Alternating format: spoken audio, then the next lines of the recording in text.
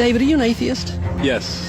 When did you become an atheist? Around age 12. Believing in God makes no sense. It's to me, it's the dumbest thing. It's for people that can't accept the fact that they're going to die and rot in the ground like I'm going to do, and it gives them some relief from that thought, because it's not the nicest thought in the world. Are you an atheist? Yes. Yes, I am. Yes. Yes. Yes, sir. Are you an atheist? I am. Yeah, I'm an atheist. Yes, I am. Alex, do you believe in God's existence? No, I do not.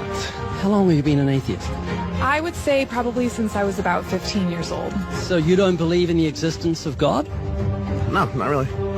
What happened when you were 15?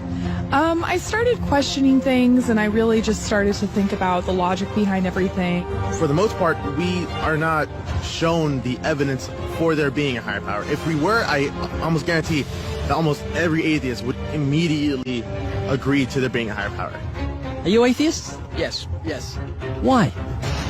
Well, I just haven't seen enough evidence, I suppose. I grew up in a Christian family, and just over the few years during high school and as I grew up, I just realized that there wasn't a lot of evidence to support that belief system. Are you open to evidence?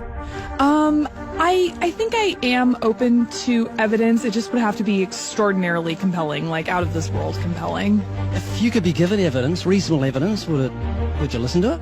Yeah, I would. You're someone who has no faith or no belief in a higher power or a creator, but if you were shown evidence, you would change your mind because you're open. Absolutely.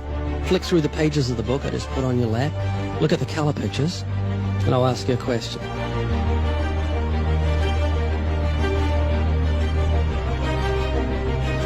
Do you believe that book could happen by accident, that nothing produced the color pictures in the book, that red, orange, yellow, green, blue, indigo, violet ink fell from the sky and formed itself into those beautiful pictures, and then black ink fell from the sky, or from nowhere, and formed itself into coherent words and sentences, capitals and periods and commas, making sense, page numbers fell from the sky, all in order, and then it bound itself and formed itself into a cover with artwork, and there we have a book. Obviously, intelligent design designed the book. Wouldn't that be correct? Yeah. Can you see where I'm going with this? Yeah. Tell me, what is DNA? What is it? Deoxyribonucleic acid. And it's what makes up our bodies and our cells and everything that makes us who we are. DNA is like our biological code, kind of like binary zeros and ones. Information about us, who we are, what makes us us, parts of us, how we look, how we're built, everything like that. Your genes instructed your cells how to make your eyes and what color your eyes should be, and your hair and your height and your personality. Scientists call it the instruction book for life. Basically. Everything that you are or ever will be made of starts as a tiny book of instructions found in each and every cell. Every time your body wants to make something, it goes back to the instruction book, looks it up, and puts it together. The book of you would have 46 chapters, one for each chromosome. Each of our book's 46 chapters is between 48 and 250 million letters long. That's 3.2 billion letters total. This is the secret language of DNA. This is the book of life. Instruction book for life. Yes. Instruction book for life. Yes. DNA is made up of genes, and genes give instructions to the cells as to how your body should grow. Did you know that those instructions, the instruction book of your DNA, just your DNA, was laid out end for end, would go to the sun and back a number of times? That book of instructions is so comprehensive. DNA is the genetic information encoded in the cell of every living thing that instructs our cells how to grow and how to function. It's our genes that determine whether our skin will be dark or light, have brown or blue eyes, or red or green or yellow, have red hair, be brunette or blonde, be tall or not so tall, or the color of our feathers if we're a bird. Whether we're humans, fish, animals, insects, or plant life, the way our bodies look and operate has all been pre-written in the amazing book of our DNA. What do you think the mentality of someone who believes a book fell together without a bookmaker? Well, they would be crazy. Do you think a book could make itself? No, I don't. Of course not. No. Utterly impossible. Yes. If anything can happen by accident. I mean, from nothing. Couldn't happen, could it? I don't think so. It'd be impossible. It would be like saying an explosion caused everything that makes a 747 airplane to all just come together by accident without some intelligent thought behind it. That's a good point. Do you believe DNA happened by accident? No, I think that it developed over the course of many, many millennia of evolution and development. DNA exists in every living thing.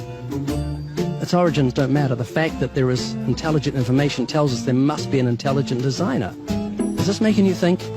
It is, and I do think about it from time to time. It's just, yeah, it's complicated, definitely. Well, DNA's complicated, but the point I'm trying to make is very simple. Book designer or bookmaker, DNA, intelligent designer.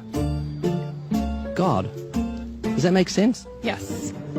You're an atheist? I am. What would you think of the mentality of someone who thought a physical book could make itself? I think they'd be silly. Of course it can't make itself. What would you think of the mentality of someone who believed the instruction book for life, DNA, made itself? I think it'd be silly as well. It would need investigation. That's atheism. Absolutely.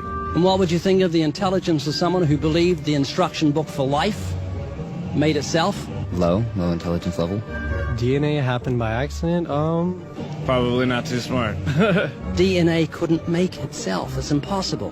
Does that make sense? Yes. Is this making you think? Yes.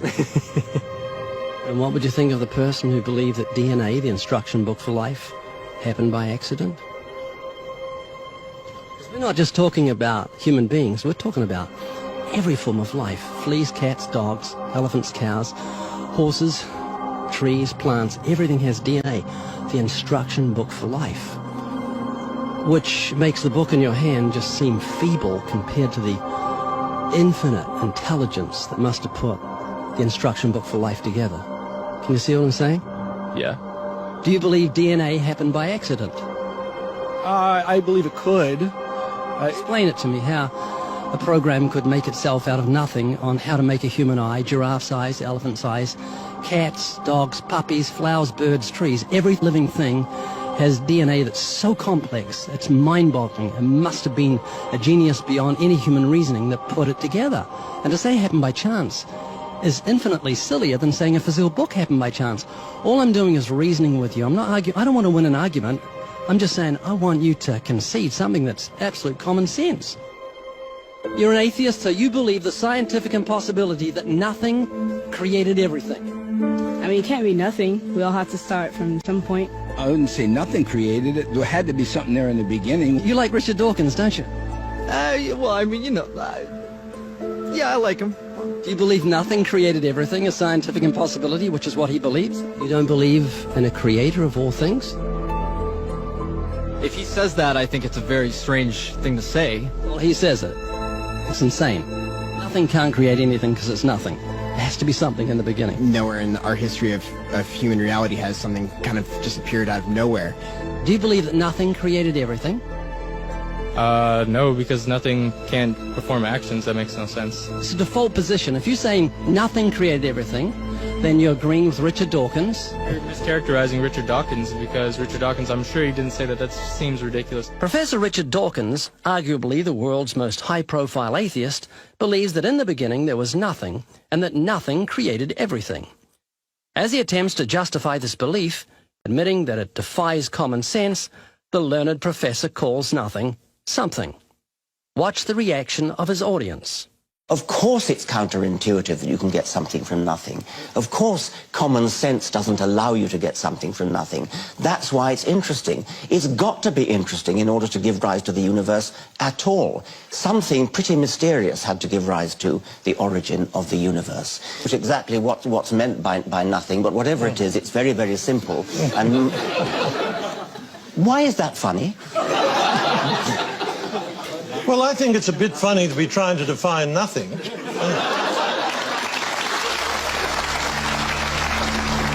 Richard Dawkins, I'm sure he didn't say that. That seems ridiculous.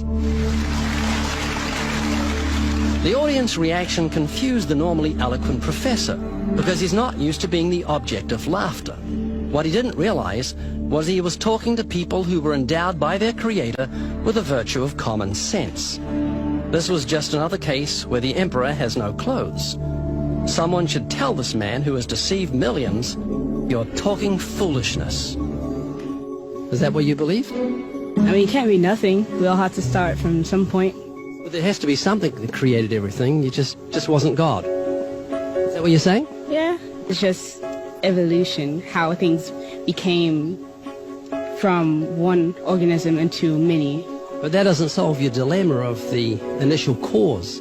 There has to be an initial cause. If there was a big bang in space that from there issued cats and dogs and horses and cows, the sun, the moon, the stars, the seasons, and all this marvel of creation came from a big explosion, what caused the explosion, and where do the materials come from the explosion, and why is there such incredible order from the explosion? Every explosion I've heard of creates chaos, not order. That makes sense? Oh, yeah. This is what you're looking for. If you were looking for truth, this is your information that you need to say, wow, that's logical. How could all this design from the atom to the universe, an incredible order, just happen by accident? Because an atheist actually believes nothing created everything, which is scientifically impossible. And I'm trying to say, Haley, I just want you to think.